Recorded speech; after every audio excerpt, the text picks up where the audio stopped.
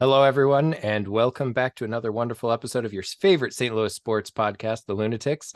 Tyler Edwards here, your host, along with John Love, and we have Sheldon coming back from his shooting a wonderful reality TV show focused on his new passion in pickleball.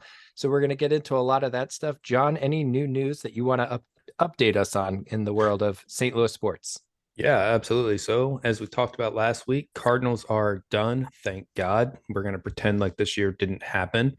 The Blues start on Thursday, October 12th, which we are recording on Monday, but I think this will probably come out on Wednesday, question mark. Definitely before the game on Thursday.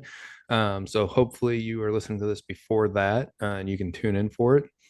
And then also, as you can see from my men's national team jersey that I like to rep when we're in international windows, we are in a FIFA international window, and we actually had another player called up to the men's national team this window with Indy getting called up to the U23, which is the Olympic team.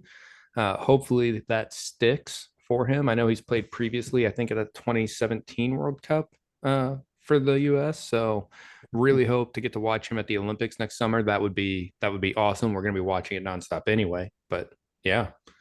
And I think and City plays on October 21st, so no game this weekend. Done. Yeah. Did it. And in addition to Indy, the only other St. Louis City player that was called up during this international window for duty, Blom got called up. He's out playing with South Africa right now, Right. which is exciting. So Yeah. hopefully he has some success, but still comes back with fresh enough legs, ready to go for our playoff push here coming up. Absolutely. Now let's get to what we really want to talk about. Sheldon. I was gonna say pickled balls. Pickled balls, hot pickled balls, hot Hot takes, pickled hot balls. pickled balls. There you go. All right. So Sheldon, you got to go out, you got to shoot the experience. Overall, how was the experience? It was a blast. They marketed this thing and really talked about it at the beginning as a once in a lifetime opportunity. I feel like that phrase gets thrown out all the time, and I'm like, I'm going for a week in Arizona. I'm playing pickleball. Like, I know what pickleball is like. It's just gonna be like a giant tournament, with some cameras around, like whatever. But honestly, the entire experience, I couldn't have pictured or hoped for anything better in a million years. It was great. Awesome. Now, So just to recap for our listeners, this was it's a men's and a women's tournament happening simultaneously, right? And Yeah, to an extent. So basically, it's a reality competition in which 8 men and 8 women were invited onto the show, with no other premise other than whoever performs the best in the competition, the top performing male and the top performing female will receive a pro contract to compete on the tour next year. But other than that, we really didn't know what was going to happen. So not quite necessarily two simultaneous tournaments. There were some things thrown at us that we just had to adjust to on the fly. Some really exciting things that obviously I want you guys to experience as you're watching it, considering that we didn't know as we were living it. So yeah, it was a lot of fun, a lot of secrecy in the whole thing, which I think is part of what they wanted to get out of us, was how were we going to react under pressure, under stress, sure.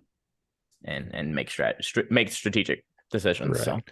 And then in addition to the top performing players, I guess, athletes getting pro contracts, there will be like a fan vote when it airs, and the fan favorites get a franchise. Is that right? Correct. Yeah. So there's going to be 8 episodes when it airs. And to get this out of the way now, I don't know what the network is that it will air on, but there is a short list that they have, kind of who might get it. I do know that they have bigger ideas for who's going to get it, and won't go on some like tiny little thing. But I don't know where, but it's looking like Thanksgiving. Right around the Thanksgiving window is where this will post. But anyway, there are 8 episodes, and at the end of each episode, I'm not quite sure how it works. I'm sure more information will be posted, but there is a window every episode to where you can vote for your fan favorites. So anybody can vote for anybody. One person each voting session for that episode will be randomly selected to win a paddle that was signed by all the contestants on the show and the host and everybody else who was affiliated with it, which is kind of cool incentive to vote as well. But yeah, so whoever has the most votes at the end of the 8-week season, the top vote getting male and the top vote getting female get a Pickleball Kingdom franchise in their name to bring to their city. So if I were to win that fan vote, Pickleball Kingdom would be coming to St. Louis. So to all of our millions of listeners and followers, please make sure you're tuning in and voting for Sheldon. Yes, we are Team Sheldon on this podcast. Yes. So hashtag Team Sheldon. We're gonna get that trending on X. So yes. We got you. Right on. So I was kind of more curious, I know there's a lot of things you can't disclose, right? Shows ruins out all of the fun and the surprise, but how was the relationship experience getting to get out there with a lot of potentially like-minded individuals and probably a lot of competitive, we've talked before, you get your competitive juices and you're somebody who gets real hyped and things, but did you run into any of that kind of stuff? Did you see a lot of similar personalities or a lot of very different kind of play styles and personalities from your point of view? So that was what's cool about it. So we had 8 guys, 8 girls from all over the country. Our youngest competitor was at 23, Tanner, and our oldest competitor, I think, was Chris at 43, and she was a beast. And we had everyone in between, basically age group wise, and it was cool to see the different play styles that people had. And we all were competitors. You wouldn't have been on the show if you weren't a competitor. So I was probably the most demonstrative with my level of hype, but the intensity was brought by all 16 of us every day in, day out, which was exhausting. By the end of it, we were tired, just from not only physically playing, but also just giving our all mentally and being there to support each other. Because when you speak to the relationships, it was really cool how oftentimes with a reality show, you get the trope of like, oh, that guy's the asshole, that guy is that girl is the the mean girl or whatever, like, right. Understand how they got it right, but whenever they got the contestants on, they got it right. All 16 of us were like, when we weren't on set, we were hanging out at the hotel, we'd go and walk down the street, like we were all hanging out. Nobody was really like secluded off or like trying to play into a persona. Everybody was super cool. And I think that's what's really cool about pickleball in regards to this show too, is that pickleball in general is a very inclusive community. So like everybody who's out there trying to make a name for themselves, they're not going to be like an awful human being because they're trying to make a name for themselves, and it'd be counterproductive. So, but it's one thing to turn it off for the cameras, and it's another thing to just be genuinely a good human being. And we had not only 16 good human beings on the show, we had everybody else working on set were, godsends. They were incredible to work with, to work under, ask questions. Everybody was just super inclusive. It was an awesome experience. And any one of those competitors that I competed with, I'm sure I could hit up if I was in their city or they were coming to mine, and we could do a tournament or just hang out even, which is cool. Man, he just like answered like every possible question I had planned. And well, that's good, because I still have a few more, but yeah. Well, I was going to ask, and he already answered it, but the first question I was going to ask was if it was like a rather diverse like group of contestants, or if it was like him and like 15 grandmothers out there just like dominating. And for those of you who think 43 is old, Sheldon has admitted in our previous interview that he has previously lost to some 70-year-old ladies. So 100%. Yeah. Age is but a number in pickleball as well. But no, and the funny thing is the oldest competitor there, she was, and maybe still is, like an Ironman athlete. So like the triathlon type, like she was probably in the best shape, if not, top 2 out of everybody there. So there was quite a diverse group of guys and girls, but everybody intermingled really well, and it was cool to see. So again, I'm pretty active and following and looking up on our Instagram accounts now, and we have quite a few pickleball followers, and I've now follow several of those pickleballers as well. looked like you guys were having a good time. I saw some posts looking like somebody had a birthday and you guys kind of all went out and celebrated. There were some posts I saw on Instagram about that. So it kind of made me ask, it sounds like you guys hung out some. What was the downtime? Did you guys get a decent bit of downtime, or was it pretty grinding as far as the actual schedule of shooting the show? I will say the a lot of us were coming from only a couple of us are from the Midwest, but most of the competitors are coming from the East Coast. So when we travel to Phoenix, it's either a 2 or 3 hour, lag time behind us that we try to get acclimated to. We shot late into the evening / the next morning. Like we would shoot to the wee hours, whether it was midnight, 1, whatever. And oftentimes, we have wind down time, whenever, if you go work or you go do something, you come home and you don't just pass out. So we came back to the hotel, and from the time we got back to, maybe 3 hours later, we were hanging out by the courtyard, hanging out by the pool. A couple of nights or like the last night, there was a 24-hour Whataburger right next to our place. And we, as a last hurrah, all of us went down to the Whataburger, or almost all of us went down and kicked it one last time. And I mean, we were up. I think that last night we were up till 4:30 or 5 o'clock in the morning. Yeah, Pacific time, which was rough, and it was crazy because as we were getting used to it, like we had to come back home. So like, you could ask anybody in my circle. I was a pain in the ass to be around for 3 days because I was just sleeping. I was irritable. I couldn't figure out my sleep schedule. It was rough. But so yeah, I would say the downtime, not so much in the morning because we were still sleeping to recover adequately before lunch and shooting. But we hung out. There was a lot of downtime, a lot more downtime than I was expecting during the shoot because obviously, you get your different camera angles, you're doing different things, whatever. So we all hung out during the shoots as well. But afterwards, we definitely had, memories that'll last us a lifetime after we shot. Where, for the birthday celebration, where did you guys go? So that one was funny. So it was Tiffany's birthday, and she's from Colorado, I think Denver. And that was one of our later nights. Or no, that was one of our earlier nights. So we were like, oh, let's go out to like a bar. Let's go do some shots at a bar. It's your birthday. Woo. When we got back, everybody's like, I don't know if we really want to go out.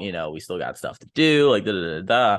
So what we ended up doing was just grabbing a couple of cases from the gas station down the street, hanging out on the courtyard. And I had it on my story, and I still have a video of it of all of us singing happy birthday to her at midnight and, drinking and hanging out and just talking. And it was a really fun experience. And that's something that she wanted to do. If she wanted to go out, I'm sure a handful of us would have made the trek, but that was pretty cool.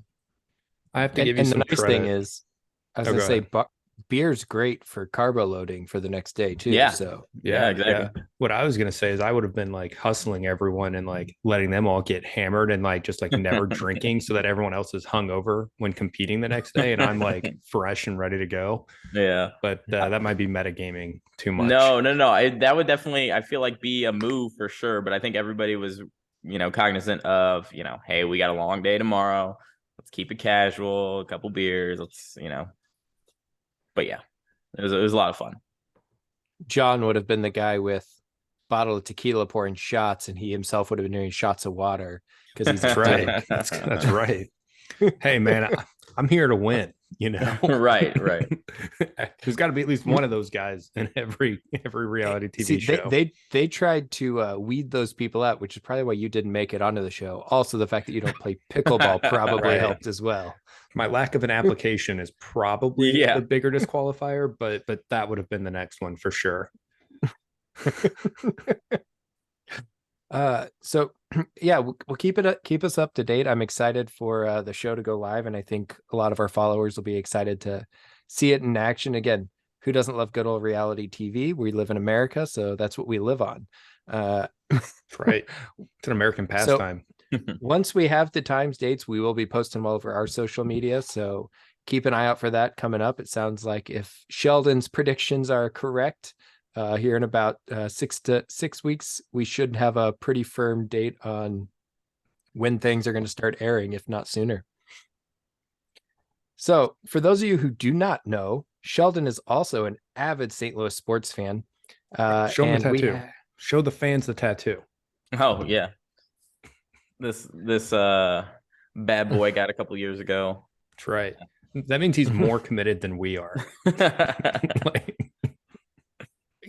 he doesn't have a wife who frowns on tattoos. So Lindsay puts up with me getting tattoos, but doesn't love that I get them.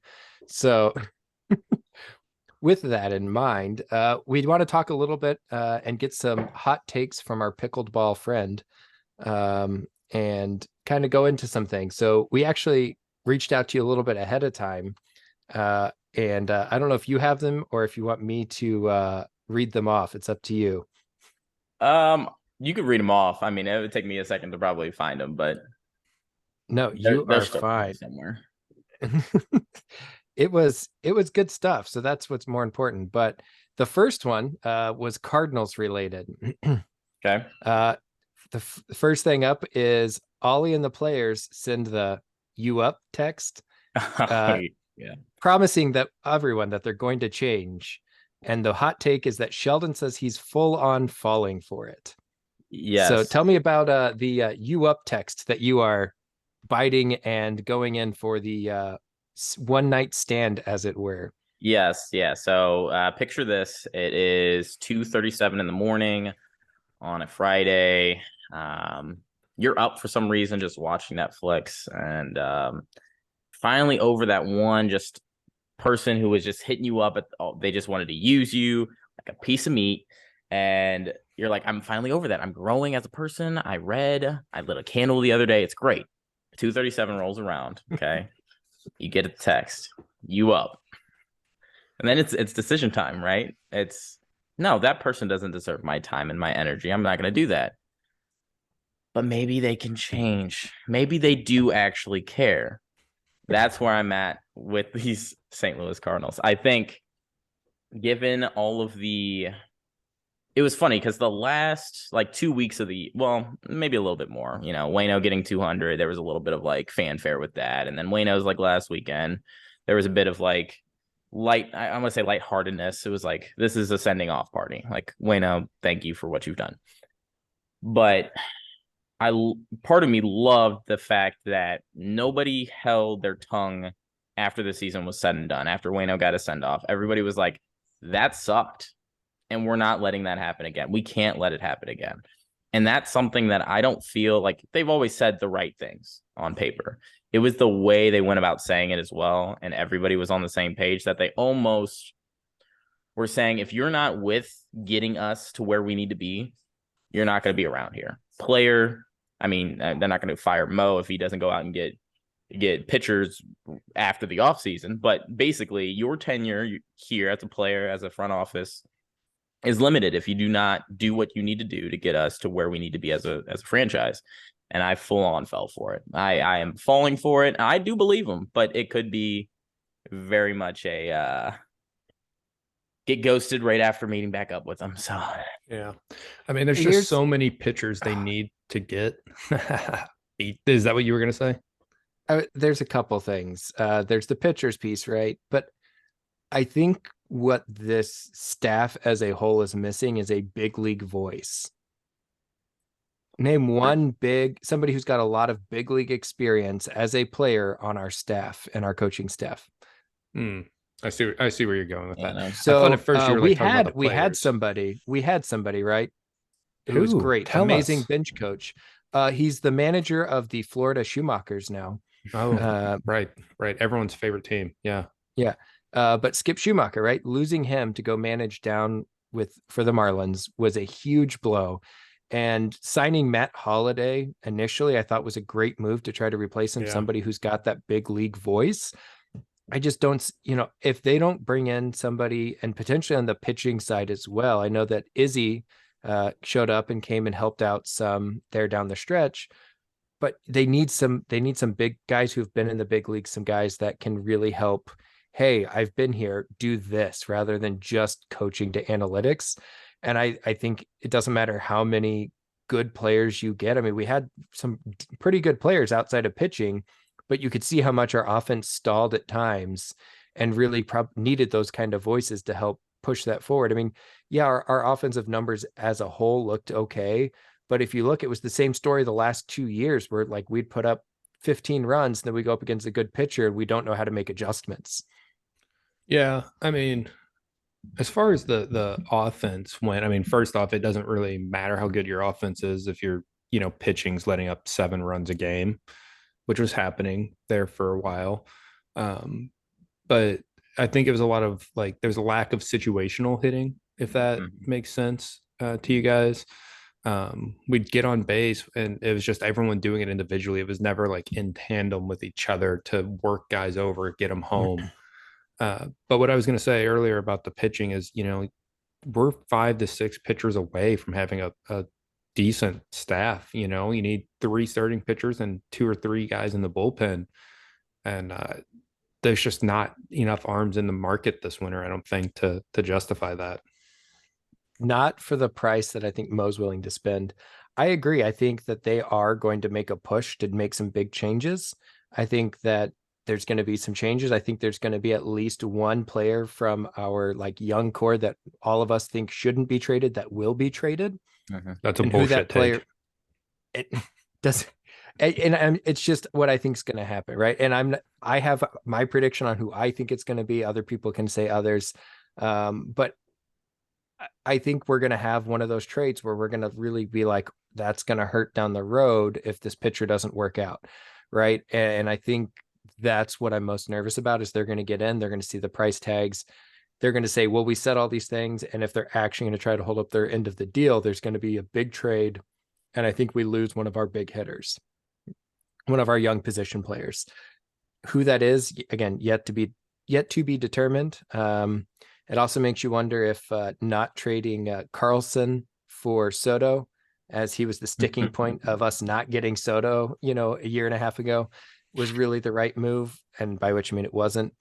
I think the thing that I took out of all of these interviews and all the things that I've heard is, it's like, oh, I'm falling for it, right? Like they're going to do it this time.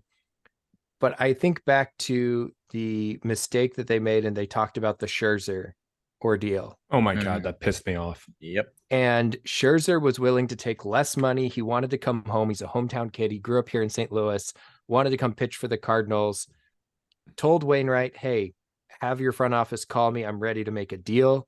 And they didn't even call the guy to find out what the number was. Yep.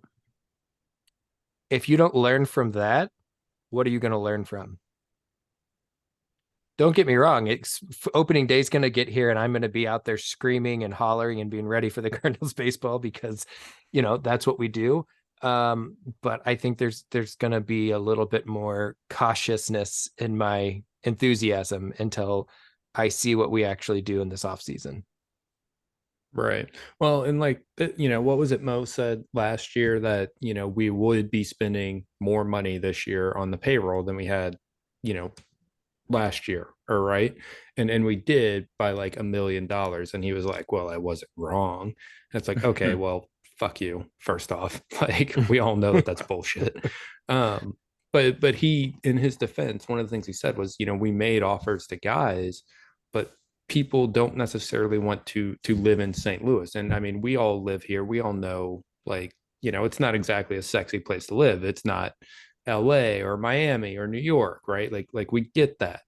But it's still frustrating that it's like, okay, you're like, these guys know they only have so much time to make money, and you can't offer more money than some of these other places to get it, or enough money to get it done. Yeah. I think that's part of it, right? There's that piece. I think my other big issue, and I'm still struggling trusting Ollie, is the way that he handled the Contreras situation early in the season. And I hope that he's grown from that. And I think Contreras handled it the right way, right? The guy never came out and fired back. He didn't try to stir the pot anymore other than say, I need to play better and I'm going to play better, right? Just promising that he's going to do better himself. And he did. I mean, the guy played well. He caught some great games. Nobody thought when we signed Contreras that he was going to be the next Molina defensively, right? We felt like he was a guy who could catch and had a bat. And I think it'll be interesting to see where he falls in our plans moving forward. Kisner just had a career year as well, and that, pushes, makes him want to push for more playing time, or you've got to trade him or move on from him while his stock's high. And so I think it'll be interesting to see what they do. But, you've got Contreras, who's never going to catch, 140, 150 games in a season. He's going to catch 80 to maybe 115, 120 is where he's going to top out at. And that's really pushing if you get to over 110, I think, with him catching in the games in a season, excluding like postseason. Yeah. Go ahead, Sheldon. I'm gonna chime in here because you brought up the Kisner thing, and I think Kisner having a career year last year, I think it makes it that much easier to make the switch to Contreras to DH, even though it seems like all that money going to waste because Contreras was supposed to be our guy behind the dish. Having Kisner, having Herrera, having those guys just go back and forth between catching, we know Kisner is potentially getting better. I mean, we know what we're going to get out of Kisner. We know he's going to do his thing behind the plate. He might hit, he might go on a tear for a week and just hit the cover off the ball. That's, we know what we're getting. And Herrera has a lot of promise there. But I was actually looking into things because there's a interesting article that was posted by Redbird Rants, I think, or one of those of talking about how moving Contreras to DH isn't a bad idea. Looking at the league, the way the league, because I mean, everybody's kind of trying to copycat, it's a copycat league at times. There's a lot of money in the DH spot. If you're looking at just salary, like the salary of players who are predominantly playing the DH spot, it's an expensive spot and you're getting production out of that spot. And when you're spending the money on it, if Contreras can do what he did, especially in the back half of the year at the DH spot, it really solves that issue for us. I think part of the issue for the Cardinals was the revolving door of, okay, we have three guys that can play anywhere. We can put Edmund here, we can put Donovan here, we can do this, we can do that. I think you guys had mentioned it in an earlier podcast. Like, you need consistency, and if you can get consistency out of your DH spot more often than not, it's gonna pay dividends. Right.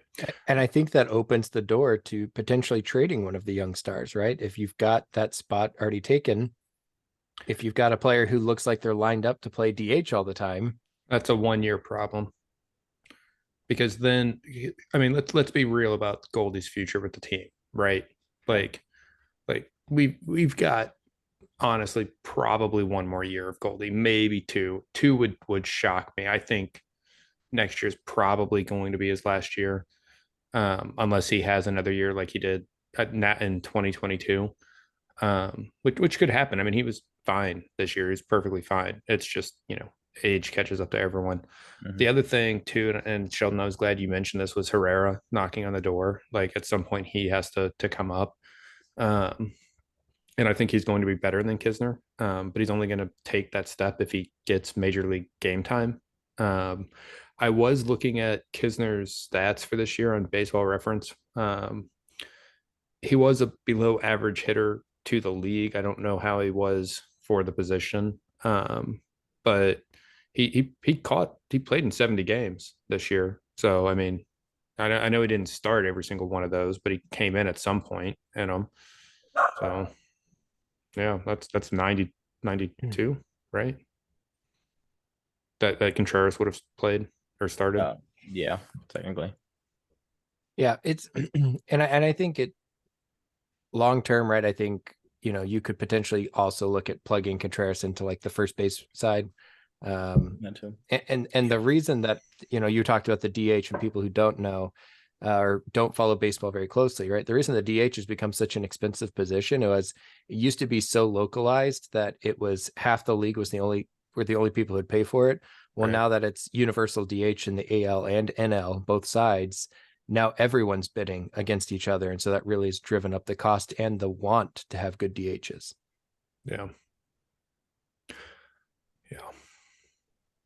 So, but yeah, I think it'll be interesting to see. I think we're going to get the U up texts with as all of us are going to have that moment in the off season, and it's going to be interesting to see how many fans respond and are ready to make that 25-minute drive on over and knowing what's potentially to come. I'm not going to touch that.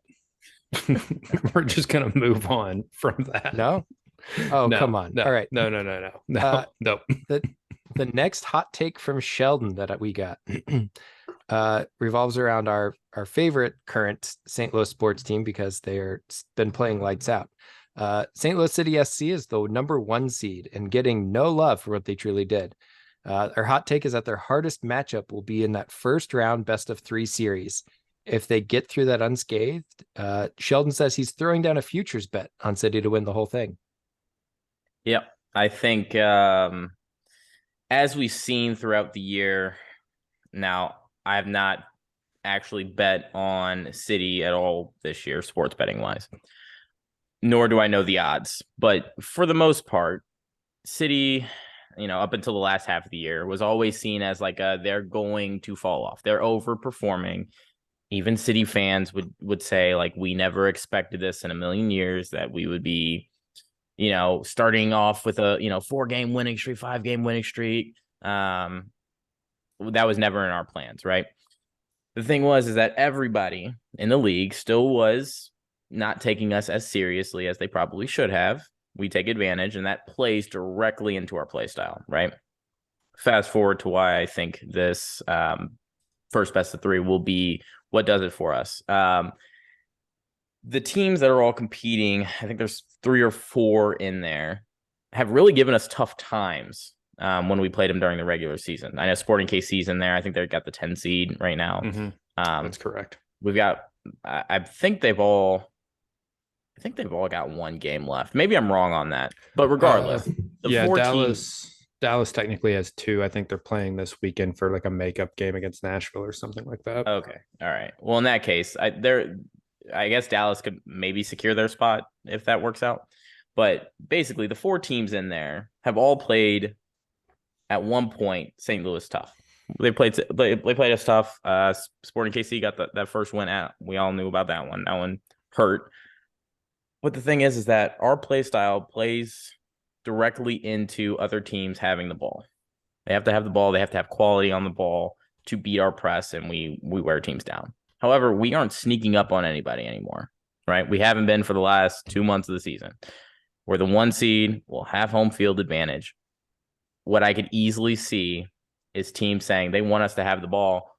We're going to play a similar style to what they're doing. We're going to make them have the ball and then make them win on their home field. And it puts a lot more pressure on all the players that were normally playing pressure free.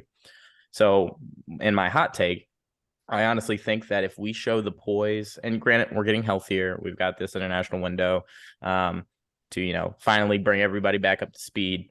If we get out of that thing 2-0 and seem like we just handled business like it was another day at the office, I don't know if there's another team that currently, if we look at the 4-5, I think Houston would be the 4 seed potentially. I mean, I know things can shuffle, but a lot of those other teams play right into our style of play. Mm-hmm.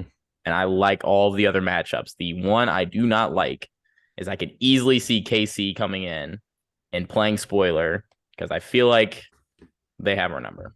I'd love to see San Jose. I don't think it's going to happen, but I'd love to see San Jose. I think that's our easiest matchup. I'm going to correct you on one thing that you said there a couple of times. You kept saying Sporting KC. I believe it's Sporting Kansas. They do play in Kansas after all. So You're right. Yeah, I agree with you. I'm very worried that every team we play against is going to just low block and counter. There's only a couple of teams that I am really scared about it from how well they can counter. And that's Seattle and LAFC, and they're right now the 2 and 3 seeds, so they would be on the opposite side of the bracket. But that being said, that first round is like straight to pen. If it's a draw at 90, like there's no extra time. So like anything can happen in those in penalties. So in pin kicks. So I don't know. I think it'll be interesting to see who we actually do play. The 8-9 spots right now are San Jose and Dallas. Mm-hmm. And for those of you who don't know, San Jose was at the top of the table for a good stretch. Just have hit a little bit of a rough patch. But that doesn't mean that they're not a good team. Mm-hmm. And then Sporting KC and Minnesota actually play each other. Sporting Minnesota? Kansas and Minnesota actually play each other on decision day. So Yes. only one of them okay. will be able to actually qualify and work their way in, which is nice. And then everyone else below them has already been eliminated. So really it's a 5-team race for the last 3 spots, that's 7 through 9 seed, realistically. And Portland right there, I don't see Portland falling off, nor do I see San Jose. Like neither one of those two are going to, one of those teams is going to make it in. Right. It's just going to depend on what Kansas does and what Minnesota does in that game. And then again, you've got Dallas, who still has 2 games left, which could potentially vault them even higher up that board pretty quickly. Right. What's interesting about Portland here is I've got the decision day schedule pulled up, and of those 5 teams that we just talked about, only one of them plays a team that's like not in that stretch or eliminated already, and that's Portland, who's playing Houston. So it kind of depends on how like seriously Houston takes it, if they're like really trying to like make sure that they've got things figured out for the playoffs, going on a good foot. But San Jose is playing Austin, who's eliminated, and Dallas is playing LA Galaxy, who is eliminated. And then Kansas City and Minnesota are playing each other. So like if Portland loses and all 3 of those other teams win, like Portland's out. So it'll be interesting to do, to keep an eye on. I think it'll be interesting. I think the Dallas, played us tough, but I think playing us having home field advantage, I think, is key in all of this. We've talked about it before. Playing on the road at MLS is an absolute nightmare. And even more so if turf is involved. There's only 2 teams that I'm aware of in the West that play on turf, and that's Seattle and Vancouver. Yeah, that's who I think it is too. And not having to go to either place, neither one of them is going to drop to the 8 or 9 seed to where we're going to have to worry about going to them in a best of 3. And I think being able to avoid turf, we all saw how much different we play and how the touches are different when we played on turf at Vancouver last week. And I think not having to go there, and not having to risk additional injury by playing on turf in this playoff stretch also really plays into our hands really well. I agree. Yep. I agree. Sheldon, out of curiosity, a question I asked Tyler the other day was like, so obviously at the beginning of the year, we would have said being the 8th or 9th seed, getting into that single elimination game before the round 1, the real round 1, that would have been like a successful season for us. But expectations change. We're actually going into the playoffs as the number 1 seed. What do you think is like your floor expectation? Like, this is like what I want them to get, and if they get anything less than this, I would be like extra disappointed.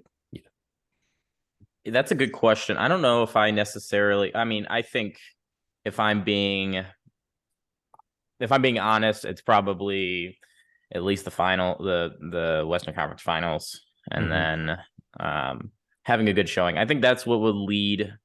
I don't want to leave a bad taste in my mouth when I watch it. Like, I would love if we go out and we end up playing Houston, and Houston ends up beating us in a thriller 3-2, whatever.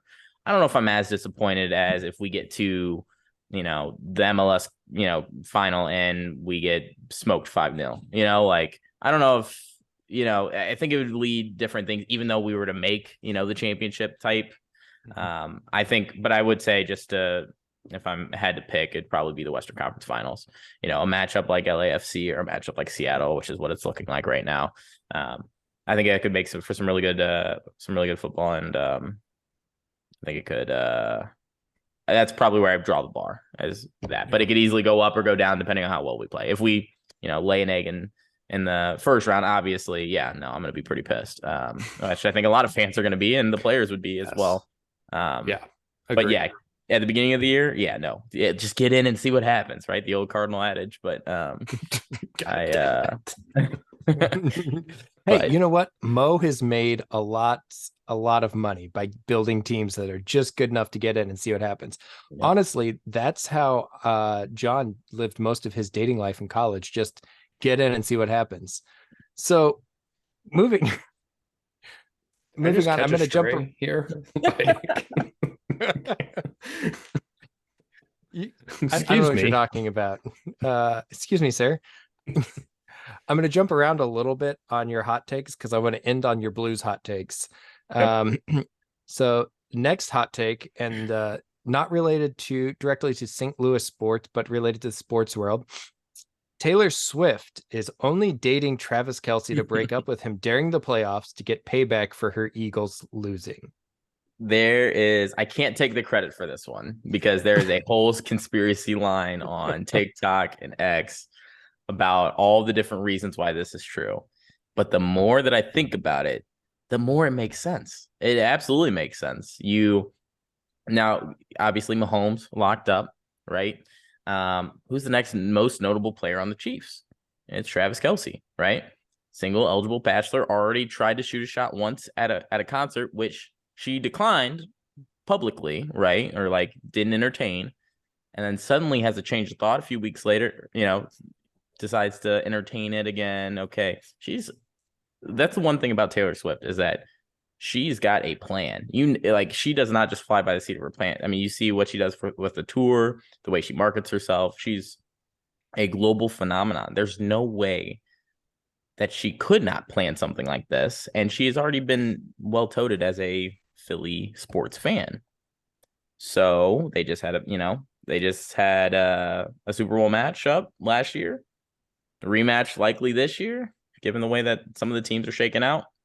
I could easily see that media weekend, boom, ends things. Travis is devastated. She comes out with an album the next day or something. Boom, oh my God, I can already see it now. Travis It's going to strikes be me as the guy. the Go album ahead. will be Red 2. Ooh, yeah, I like that. Okay, that's a thing. Travis strikes me as a guy though that if like his girl breaks up with him the night before a game, he's gonna go out and put up like 250 yards receiving. Oh, Like I do want to put that out there, Taylor. If you're listening to us right now, and we know you are, you should probably just marry him. You're committed. You know what? I mean, he also runs a podcast, if I remember correctly. So, hey, he's a lot Co-host. like us. We're pretty much Just the like same. Travis Kelce. Yeah, we're basically the Kelce brothers. Yeah, that's a good comparison. All right. We've got 2 hot takes from our pickleball friend Sheldon, and then we'll talk a little bit, quick preview on the Blues coming up. The first one is Jordan Kyrou will shut us all up and score 50 plus this year. yeah, it's really, I mean, for both Thomas and Kyrou, it's put up or shut up time. They're giving the keys to the car, and basically it's their turn to take it to the next level. And I have to imagine that the way, I think we can all agree, last year underperformance by everybody. Just it was overall not a great year. I want to say that even in the terrible year that it was, I'm pretty sure Kyrou still had a decent amount of goals. I don't remember the exact number. I didn't look that up, but I'm almost positive that prep for our pod is what. Yeah, I know it's bad, but despite us them up now, despite having 38, yeah. So despite having a very poor year as a team, Kyrou still put in 38 goals. You know what I mean? And how many of those were actually garbage time? How many of those, like something like that? But I have to imagine that the way the team is set up this year, another year with that same line, hopefully we stay healthy, which I think was a lot of our issues last year as well. We get some consistency on that line, and we can see what Kyrou can do, while also playing into the style of the team, because I think that's another thing that we were missing last year, was that identity that already in a few of these preseason games, I know we've got guys skating for their professional, NHL lives, but it's already I can already see a difference. I don't know about you guys necessarily, but I'm very excited to see what this team, this mentality of the team, can do for a player like Cairo, just to kind of unlock him and let him play his game. So for Cairo had, when I pulled it up, I saw 37 goals, 37, 38 either way. I think he was right around the 73 point mark. Robert Thomas also had 73 points. He has a lot more assists than goals. I guess my piece is I'm not worried about, can Cairo put up more goals? Can he put the puck back in the net? I know that he can. I know that he's fast. I want to know, can he make the right decisions that doesn't leave our defense out to dry? And what concerns me is he gets a lot of fast break opportunities, and that's great. If you're one-on-one with the goalie, get after it, right, man? Take your shot. But we also get a lot of fast breaks where it's 2-on-2 and maybe not necessarily the best position to try to rip a shot. And what happens is our defense and our blue lines flying up to try to, keep the ice compact, and immediately ricochet a shot off the board, and they're trying to stop their momentum and cut back, and they're already on their tails, and we're leaving people like Jordan Bennington out to dry. And so my question is can Cairo and Thomas make the right choices based on the flow of the game? Because that's what concerned me a lot last year. You don't want Bennington to have to make 20 ridiculous saves a game, right? You want Bennington to have to make you expect him to make 2 or 3 big saves a game, where crazy opportunities. If he's got to make 5, 6, 7, 8, 10 ridiculous saves because we keep hanging him out to dry, any goalie's going to look like trash.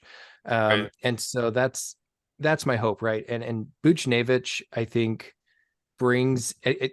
I think he's the best all-around player out of our offensive group. Out of any of our offensive lines, I think Buchnevich gets back on defense. He does all the little things really, really well.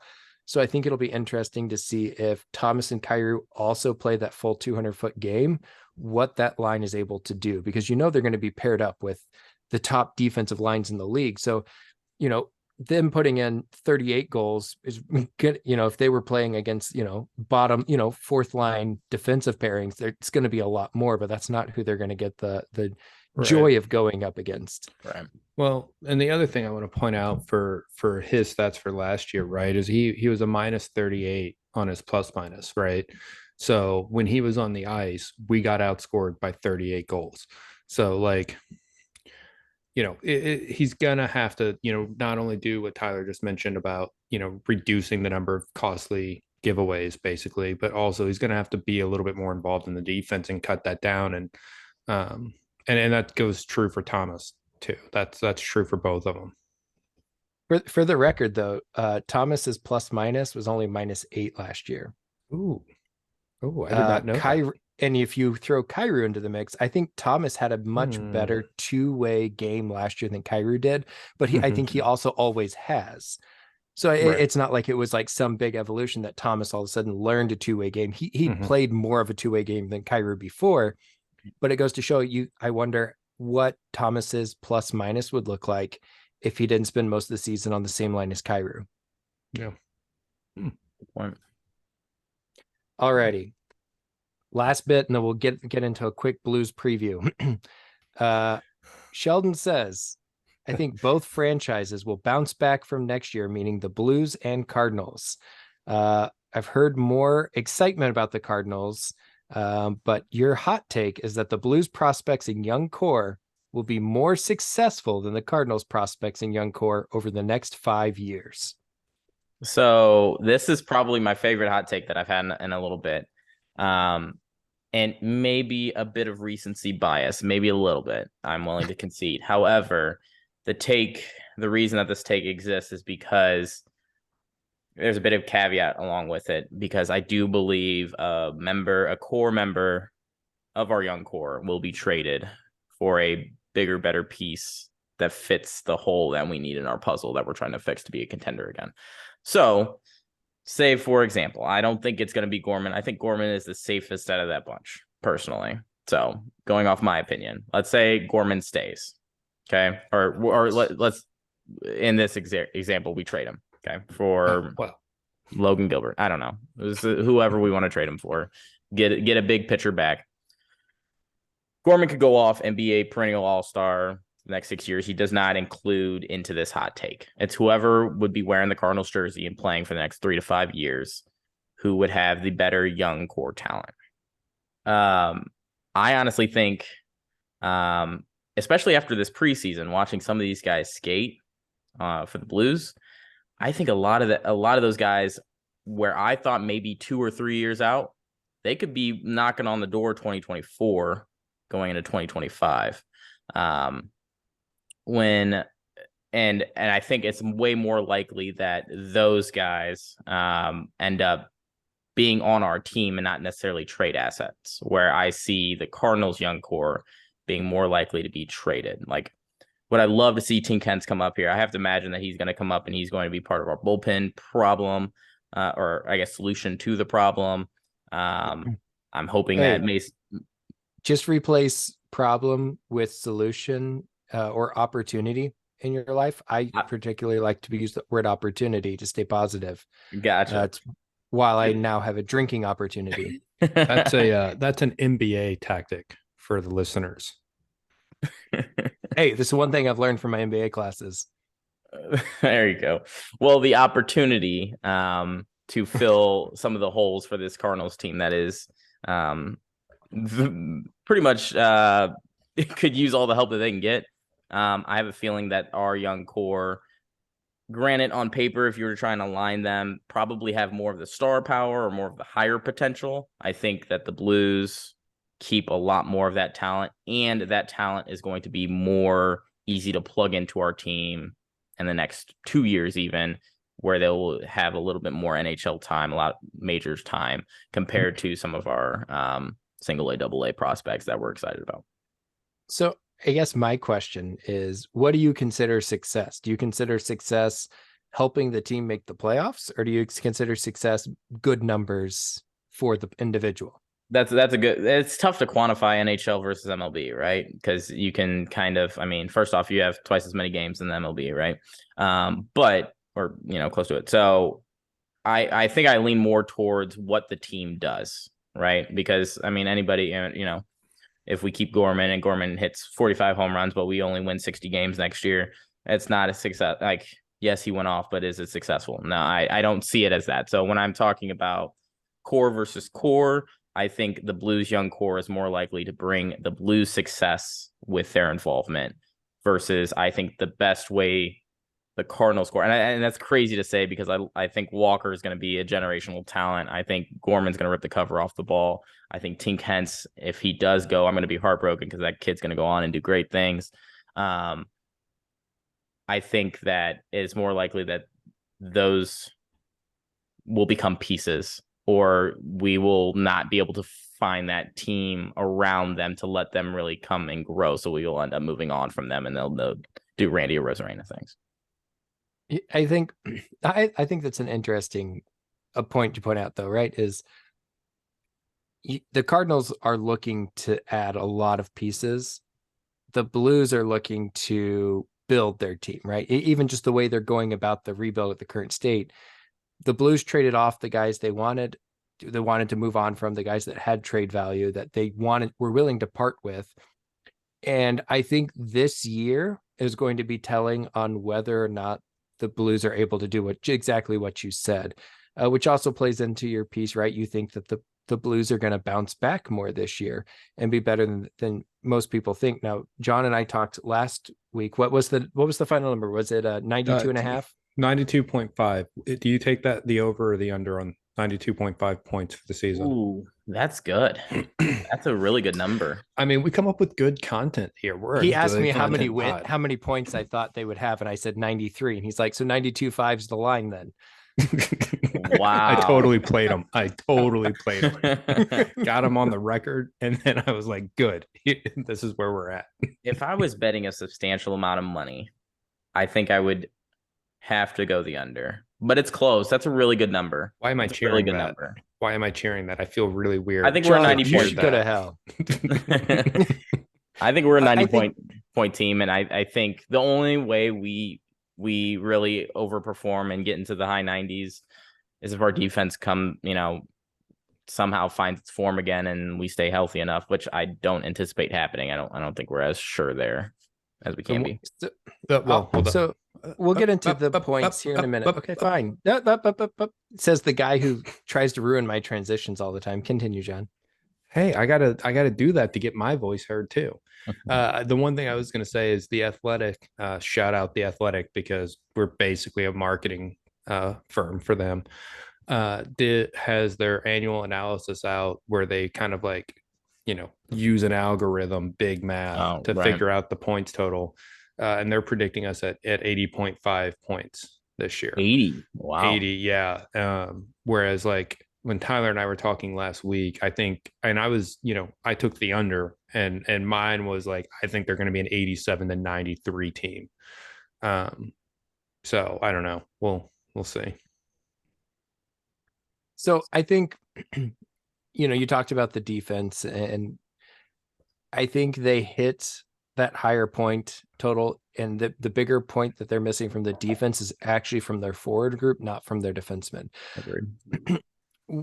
With that, it'll be telling to see where they're at the trade deadline, and I think that's where they're going to kind of judge, or even at the end of the season, because if they hit 85 plus points, I don't see them trading off a bunch of assets, right? They're going to lock in with their core that they have and continue to develop and try to move forward. I think if at the end of the season, they're at 72 points, I think that this young core could be it, becomes potentially null and void, because then we're looking at potentially getting rid of a group of those young guys to either trade and improve the team, or it could become even more focused in that we get rid of every older guy we have and go into complete rebuild mode and hope for back-to-back number one picks like the Chicago Blackhawks bullshit that they got. So we'll see what happens. It'll be intriguing to say the least, but who knows? Now, getting into the season and the point totals, I think this is, exciting, which is why I wanted to bring up where you thought they would be. I had them at 93 points, and I know that's a stretch. The big reason that I went with the higher point total going into the season is I think that Kyrou, Thomas, etc., have to have heard what they've got. They've got their payday, and I hope that coach has had the talks that he needs to have with them to let them know, hey, you know what? This is less about, you getting points and getting your contract. You've got your contract. You've got your money. Go out and win some games. And I hope that translates into a better defensive performance out of these guys. I also think that we're going to see some young guys that are really going to play up. So for the listeners, Callie Rosen, who's somebody we've talked about a couple of times on the podcast, and whether or not he would find his way into one of our defensive line pairings, was actually waived by the Blues. He did clear waivers and is now with our AHL affiliate. And so we did not lose him, but I was concerned that we might, because he is really going to be, in my mind, that first defender. If somebody gets hurt or injured and we need somebody, he's going to be that first guy we need to call up. But Scott Perunovich is the player that I think makes sense. Perunovich is healthy. He's showing that he can play, and he's younger, a lot younger than Callie Rosen. If Rosen was 5 years younger, he'd be breaking camp with the team right now. The problem is he's 29, and he's going up against a bunch of guys that are 23, 24, 25 to try to break camp.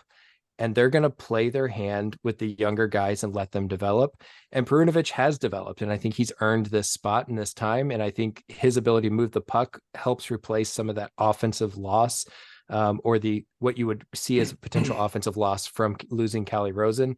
He's not going to be playing up on those top two lines now that Krug's healthy, but as a third defensive line pairing and potentially on the power play, the way that he skates, he's fast, he gets around. He is a smaller defenseman, but he makes up with that with his speed and puck handling. And I think it'll be interesting to see how he plays as the season goes on, especially on the power play. Yeah, the thing about Perunovich that kind of got me is that, it kind of feels like he's been, a lot of his career, he's had some injury issues, right?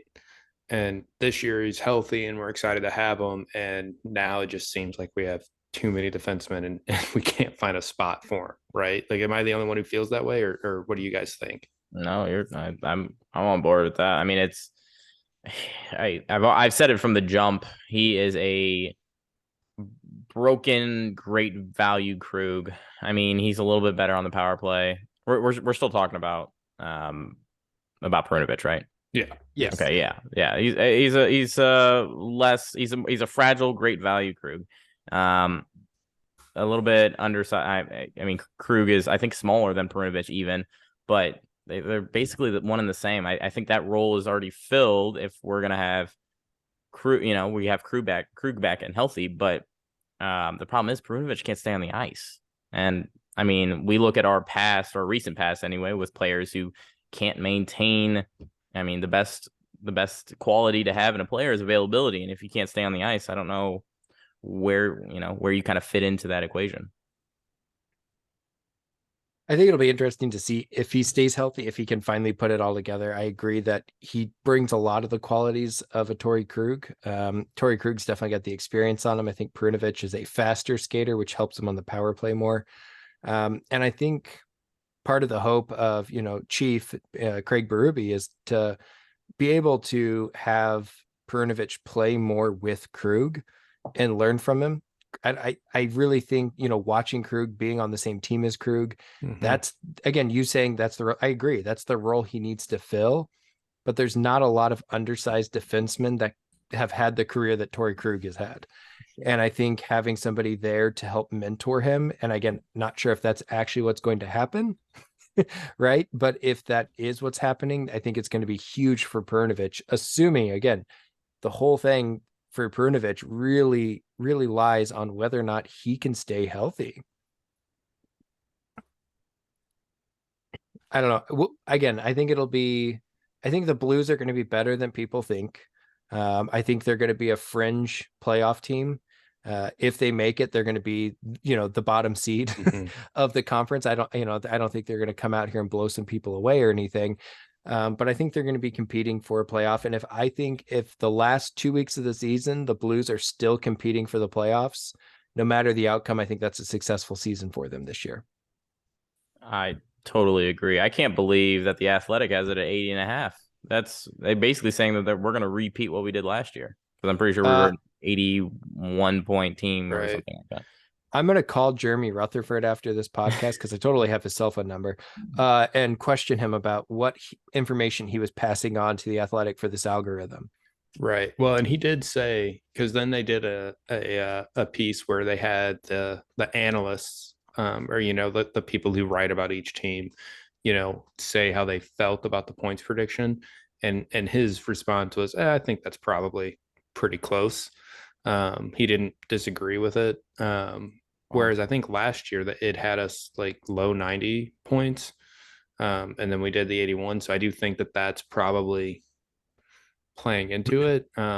Although he's got to protect his job, right? Right. I Yeah, mean, he gets paid, right?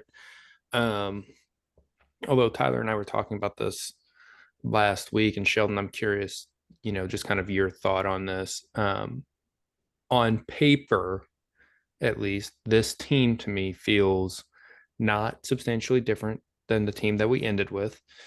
And on paper, it feels worse than the team we started with last year. And I'm just curious your thoughts on that. I would totally agree. I think you'd be wrong if you'd say that we are a better team on paper. If we look at season start this year versus season start last year, I think that's a very fair assessment. I think where the confidence, well, I don't want to say confidence. I think where I'm gaining a little bit of optimism with this team is the fact that maybe 60% into the year last year, or trade deadline time, pretty much, we became big sellers and we knew what we were going into, right? So from that moment on until Thursday when we kick off, we know what this team is. Everybody going out, trying to earn a spot, trying to get these reps in, gain that chemistry, because I think that's something that we were also missing with that other team, is going to battle for your guys. We didn't have that last year, especially, when we were going through our struggles. I think from trade deadline last year until now, we kind of had an opportunity, I don't know if they did it or not, but to kind of foster that sense of let's get after it. Let's scrum in front of Bennington to make sure that he feels protected. Let's go protect our boys. We saw it granted, again, preseason, and I've watched more preseason hockey this year than I have any other year in my life. These guys were out there battling, whether it was people on the team or whether it was these guys trying to make a name for themselves.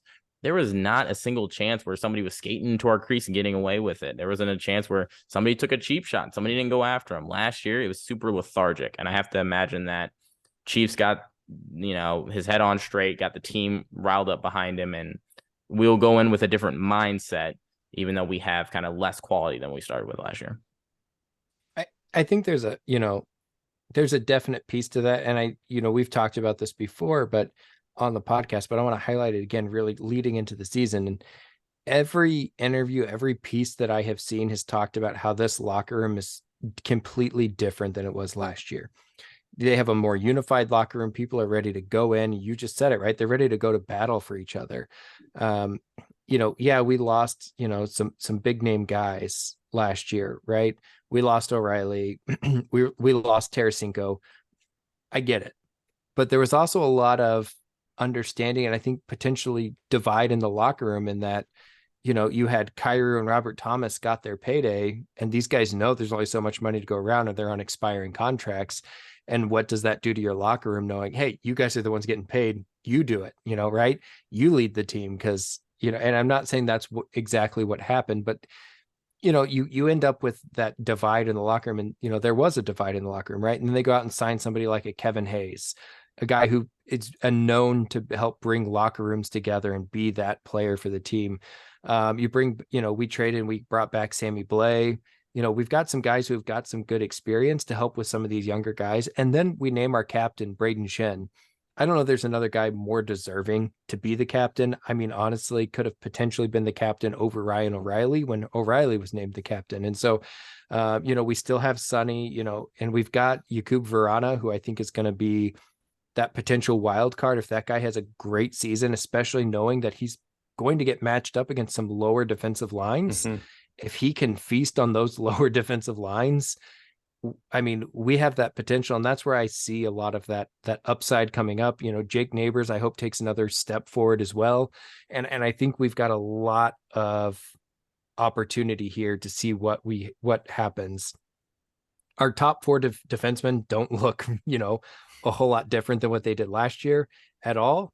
But that's not necessarily a bad thing because those guys have a track record of great success.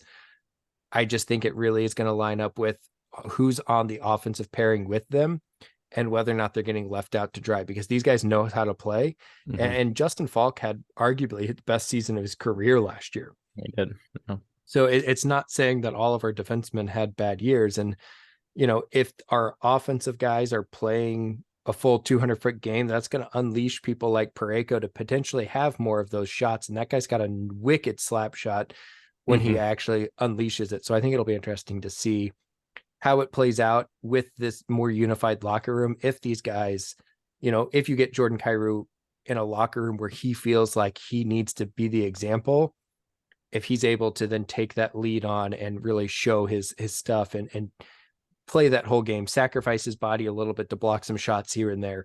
And I don't want Kyrou or Robert Thomas, right, to take one off the face or anything crazy by any means, right? But like, don't be afraid to throw put your body in the way, at least a little bit of some of these shots, right? Try to block something and help our team out. And I think we are going to see that. And I think we will see an improvement on the team, which is why I think, like I said, I'm still taking the over on the 92.5. I think they're a 93, potentially 95, 96 point team. And I think they're going to be competing for that last playoff spot into the end of the season. I hope you're right. I do. I'm here for the optimism. I love it.